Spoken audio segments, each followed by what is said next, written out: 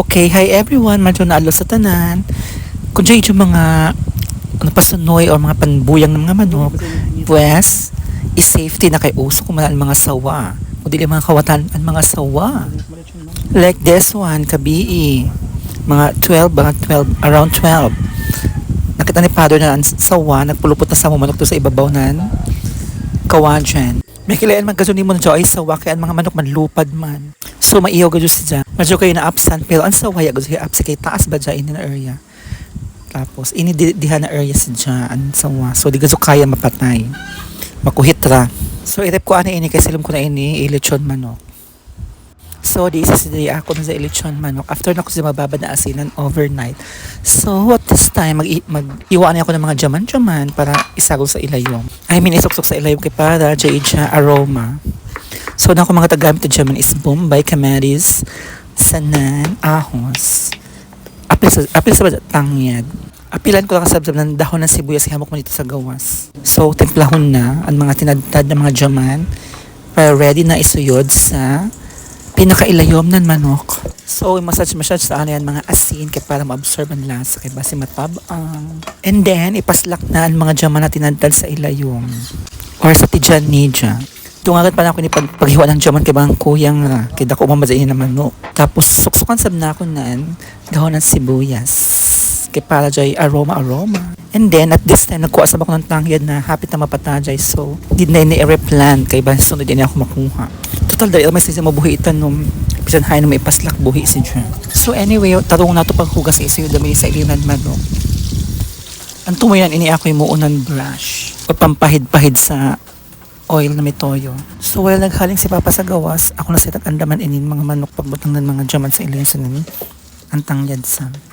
Ako na sa andaman na ipahid sa lawasan manok ang oil na may toyo kaya para mo pikit ka doon si John. Para at least nag-Johnson sa kaya Joe ma-absorb niya dyan mga lasa. Mag-version na kanato ikitainin ato lechon manok. Ang may uso dito sa FB, ijahay ng technique. So, well, tagtog ni Father ang kuan. Naghanap sa bakunan, ibugkot sa sikisa sa uyo. Kaso kaya ako nabagtas sa dyan naghanap. So, natabang ako ini paghawid, kaya dili pwede na isaritawaan magtrabaho. Dapat siyang dyan maggunit para dali ra ma-plastar sa mahuman pagbugkot. So, ready naman siguro ang mga baga mula itak.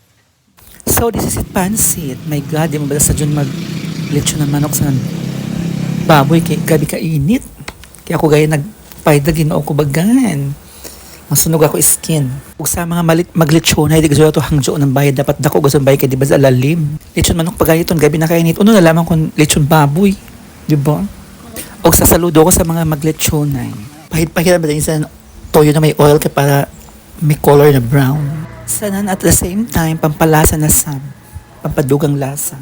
Pero mas ka nagadso pag ang tinimplaga ni ini-inject lang sa isa unod ka para mo absorb sa ng lasa. Amo ba kay mga technique so mga nagtinda ng lechon manok. Baga ni-inject feeling ko. Hindi i-marinate, i-inject taan sa ilayom. Kaya kung may extra pa naman injection, amo saya ko buhato, i-inject na ako daan. Nakiwaya man. So, tiisis kita sa pahid-pahid. So, basic and nato ini-drama. So, hapit na sa maluto kaya gabi nakahamot. So ato kang pantayon or hot doon talaga ng init kaya pwede sa ang kayadyo. Kaya basin mahilawan ilayom tabang. So more on bilik-bilik bisan grabe na kainit pero antos kaya mo may gusto mag-video na lechon manok. Pero kung may video ako matayin ni sabuan or tuyahon na or adobo. Kaya may madali. Pero kasi sige makita vlog so lahi na sa lechon manok. Para maiba na sa ban recipe kay human naman ako nagtinuya. Matatsuga ni kay dako inis na manok so pwede lagi sa lechon manok. Kaya kung gamay ni ginukumula ng fried chicken. Bata pa minsan na sunoy. So, pwede pinisabuta ako tana. Kaso ka na timing nga man ni sawa. Kadyo ka na kita bantayan na mo. So, alkansi si sawa kaysa kakaon. Kung sa gani kung magkabujong idyo mga manok ng mga alas 12 or kadlawon, I'm sure may sawa dyan. Lugwa ay kazo nidyo. Para di mahuta idyo mga kamanukan sanan para makakaon sa kawanan sawa. Anyway, lutoon na natuloy yung manok. Sumukhaon na ako. Ini na oras o din sa launan na humanan sila ni utos ako kay mukhaon. Salinan ko na sila. O di ba kalami? O, tak. Sumukhaon anay ako ha. Enjoy watching!